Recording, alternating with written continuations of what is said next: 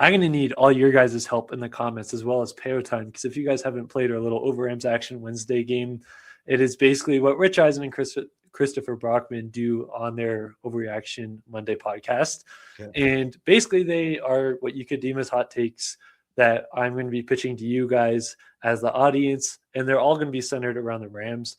It's your guys' job to say if it's an Over Rams Action or a hot take, or if it's a fair take, because these could kind of teeter on the edge here. So I think that by halftime, the Rams are going to pull their starters, regardless of how the game's going, unless they're looking really sloppy.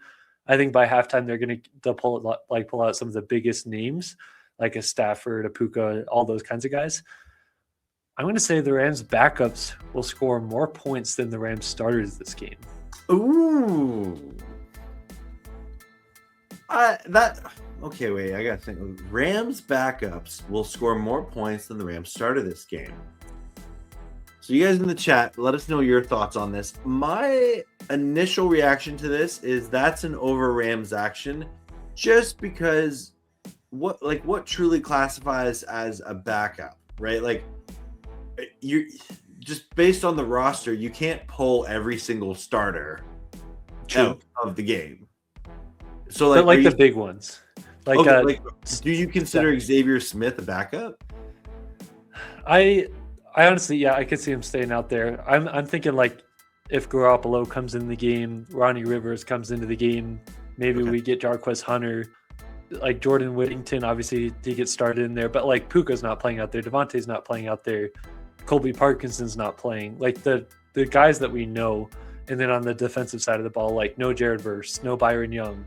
Like those big kind of names, those guys get pulled out, and the Rams are going to score more points with their backups than they do the starters. You know, I'm going to say that's an over Rams action because I think if that happens, the Rams will have a sizable lead and just they'll go into kind of coast mode there. Okay. And I actually think the Cardinals might even just sort of go into coast mode themselves of like, oh, we're just here for a stroll. We don't want anyone to get hurt sort of thing. Yeah. Well, the non-biased whale says Garoppolo will carve up the Cards secondary. I could see what you're saying. Like maybe it's a vanilla game plan. They're just trying to get out of there with it. Yeah. And so this one, I mean, I'm kind of leaning towards you. It's probably an over Rams action, but it also depends on how quickly they pull their starters. Like you never know. They could pull up by the end of the first quarter and there's still 3 quarters of football and the backups do well. So it's definitely going to be an interesting one to monitor, but that is how we're starting off the first one.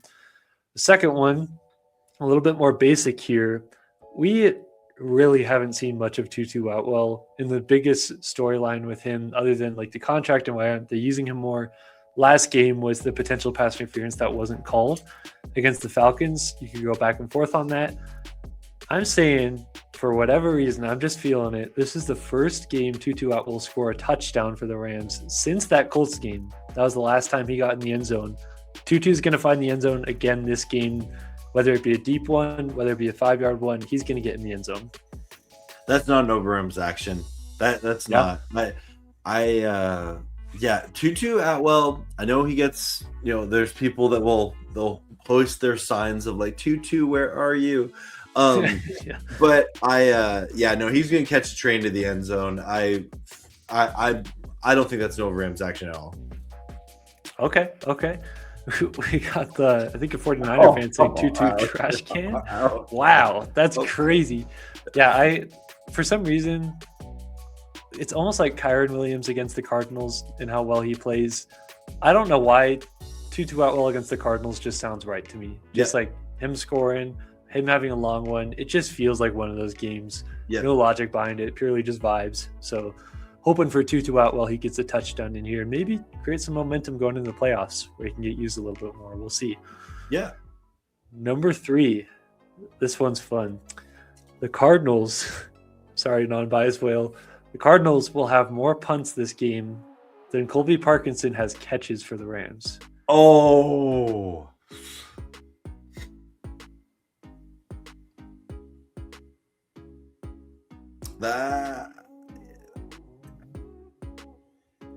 Okay, I want to say that's an over Rams action, but I have to think about this. Let me see. The Cardinals have, they have, like, Brissett has been able to move the ball, but then again, True. Like they have not been scoring a lot. Like You know what? That's not an over-Rams action. Like, Wow. listen to this. Last week against the Bengals defense, which is not a good defense, 14 points. Then they scored 19 against the Falcons before that, 20 against the Texans before that, 17 against the Rams, 17 against the Buccaneers. So it hasn't been since week 12 that they've scored over 20 points. Wow. So they've been That's punting crazy stuff. a lot. That's kind of the logic behind this one here. Yeah. I'm surprised you actually took it, though. I thought you'd say it was an over-Rams action. So I'm kind of in agreement with you on this one. Parkinson, I think he's going to sit around like 5 catches maybe this game. I think we see more than 5 punts from the Cardinals. But non-biased Will says Cardinals will have more turnovers than Parkinson catches. That's taking it a step further. Yeah. So number 4 here. That was a fun one. Trey McBride will have double the catches of Konate Mupfield, Jordan Whittington, and Terrence Ferguson combined. I feel like that's disrespectful to Michael Wilson. Just to say, I don't think that's totally crazy. I think all 3 of them combined. Yeah, no, I'm going to say that's no Rams action. Yeah. Okay. Do you have the timer on again?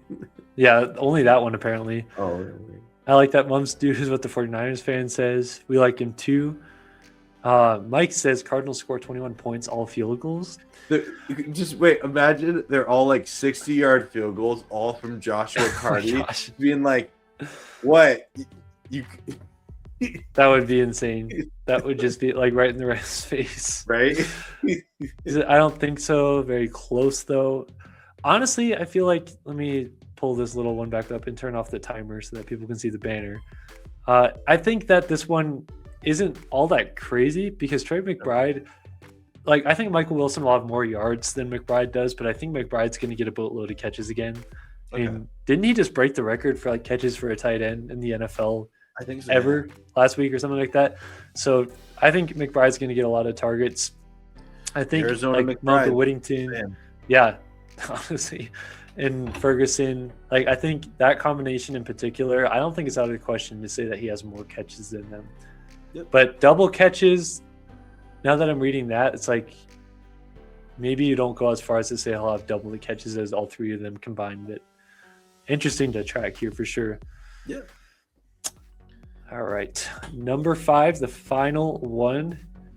So this is the regular season finale for SoFi Stadium and the Rams, unfortunately. But we get to have one more home game here.